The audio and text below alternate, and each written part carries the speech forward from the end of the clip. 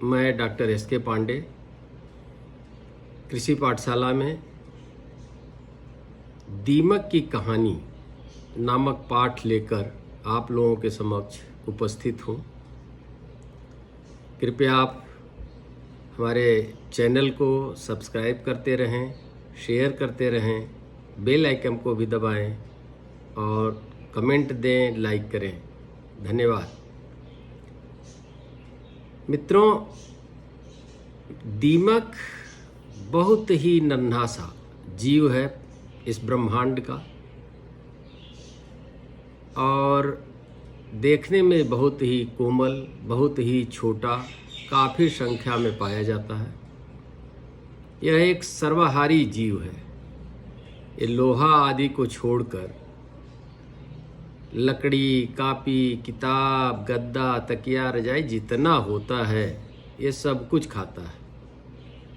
और विश्व में, इस ब्रह्मांड में एक ही जीव ऐसा है जो सेलुलोज को पचा पाता है। मैंने जितना नाम लिया उसमें सेलुलोज होता है, सबको ये खा के पचा जाता है।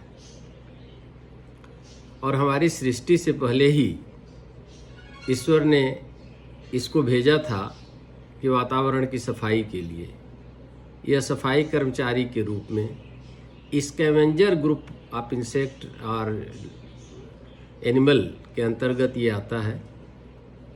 लेकिन ये जो भी है बहुत ही नुकसानकारी है।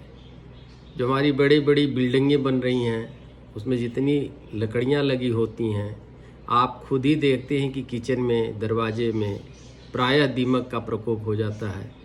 अच्छे दरवाजे, अच्छी लकड़ियाँ, अच्छे पुस्तकें, किताबें, कपड़े सबको ये खाकर नष्ट कर देता है। फसलों में तो लगता ही है, कोई भी फसल इससे नहीं बचती, सबको खाता है। तो दीमक की एक बड़ी रोचक कहानी है और दीमक अपने समाज में ये राजा है, बड़े राजसी ठाट बाट से रहता है। दीमक की कहानी ये है कि यह एक सामाजिक कीट है। अपने भाई, बंधु, परिवार के समेत अपने किलानुमा राजसीय महल में रहता है। उस महल में एक तरफ सेना रहती है, दूसरी तरफ कर्मचारी रहते हैं, एक और इसकी खेती बाड़ी होती है, गार्डन लगा होता है। एक तरफ इसके परिवार कुछ सुरक्षित होते हैं, खाते पीते पड़े रहते हैं। और जब इनके कॉलोनी का, इनके परिवार का अस्तित्व खतरे में होता है तब वो अचानक अपना रूप परिवर्तित करते हैं, अपनी कॉलोनी को नई जगह शिफ्ट करते हैं, फिर अपने वंश को वहाँ प्रतिरोपित करते हैं, फिर वहाँ से बढ़ाते हैं। ऐसा नहीं कि इनका वंश खत्म हो जाए।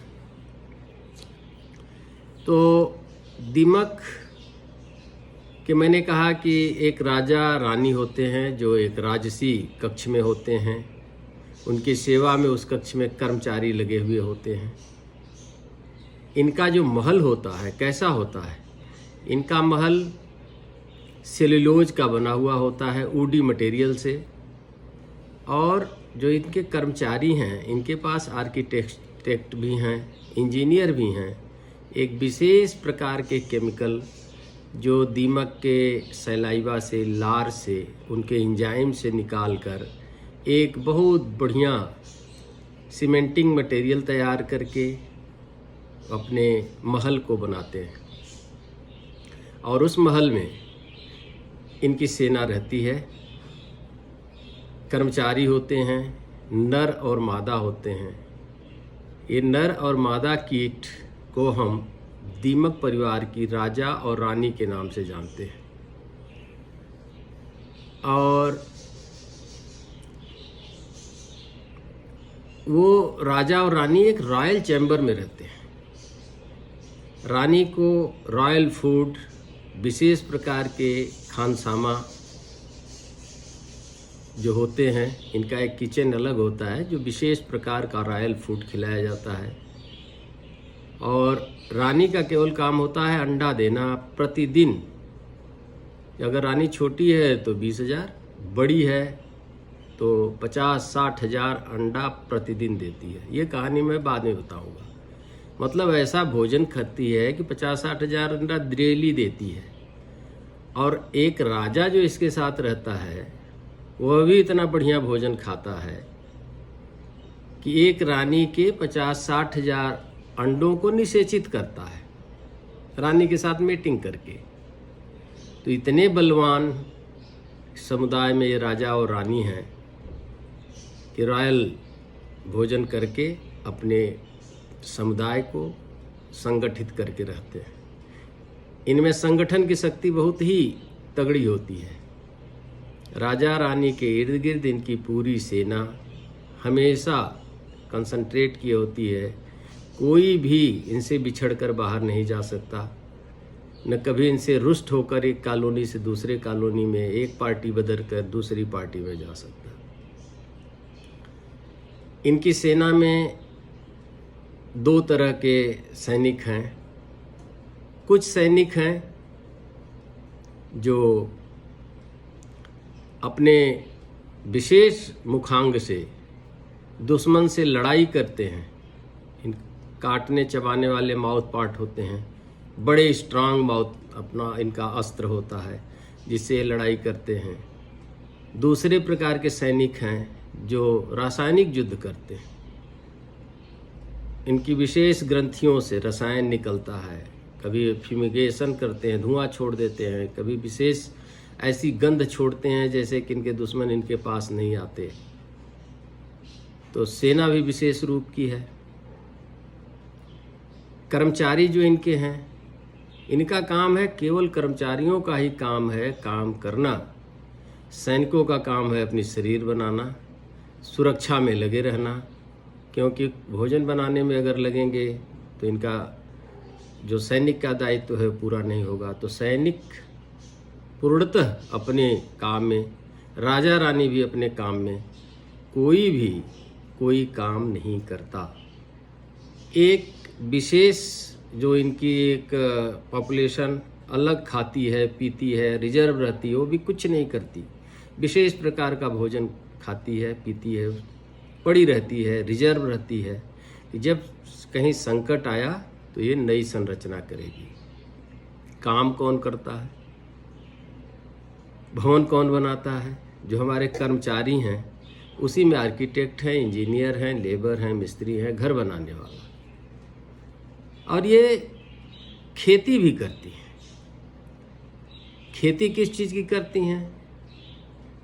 Fungus garden. Fungus garden.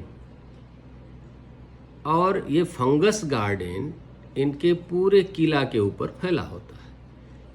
और फंगस गार्डन ऊपर, किला नीचे, उसके अंदर रॉयल चैम्बर रानी का बहुत व्यवस्थित व्यवस्था होती है। कभी कभी बम से भी इनके वंशज न खत्म हो ऐसी संरचना होती है। तो फंगस गार्डन मतलब जिसको वर्तमान समय में हम मशरूम कहते हैं, ये मशरूम की खेती करती हैं, उसी को हम फंगस गार्डन। और मशरूम से जो उसके हाइफी निकलती हैं, जड़ें निकलती हैं, जालदार बना के उसको पकड़ी रहती हैं। तो कितने विद्वान किस्म का यह कीट है और समुदाय में रहते। और रानी का काम क्या है, इनका काम क्या है? कर्मचारी का काम है कि आपके खेत से, आपके पुस्तकालय की किताबों से, अलमारियों को, कपड़ों को, किचन में लगी लकड़ी, प्लाई जो इस समय लग रहा है, दरवाज़ा, खिड़की सब खा के मिट्टी में परिवर्तित कर देना इनका काम है। और अपने मुख से, खेतों से और चरागाहों से एकत्रित किया हुआ फूड अपने मुंह में लेके आते हैं और एक एक सिपाही को, एक एक सैनिक को, एक एक जो उनकी सेना तैयार हो रही है, कॉलोनी बचाने वालों इंडिविजुअल को, सबको कर्मचारी ही ले जाकर भोजन कराते हैं। कोई काम नहीं करता वहाँ, केवल कर्मचारी ही काम करते हैं। और कर्मचारी का काम है कि मानव के कल्याणकारी चीज़ों को बर्बाद करके अपने भोजन में परिवर्तित करना और अपने समुदाय को खिलाना। कर्मचारियों की संख्या इतनी होती है कि इतनी सेना को खिलाती है, और इसीलिए प्रतिदिन 50,000 तक रानी अंडा देती है, और कॉलोनी इनकी एक रानी 50 वर्षों से ज़्यादा जीवित रहती है, और उसका आकार 4 से 5 इंच 6 इंच तक होता है। आधा इंच में तो पूरी शरीर है, और 5 इंच में उसका पूरा पेट है, केवल अंडों से ही भरा रहता है। तो बड़ी रोचक कहानी है। दीमक जहाँ लगता है उसको सर्वनाश कर देता है। इसलिए आगे के चैप्टर में, आगे के पाठ में इसका जीवन चक्र, इसके नियंत्रित करने का तरीका और मैं चर्चा करूँगा। तो मुझे उम्मीद है कि किसान भाई दीमक के बारे में जानकर आश्चर्यचकित हुए होंगे। तो आगे मैं आपको और बताऊंगा। तो अधिक से अधिक सब्सक्राइब करें कि और हमारे किसान भाइयों को, हमारे प्रेमियों को यह वीडियो जा सके। धन्यवाद।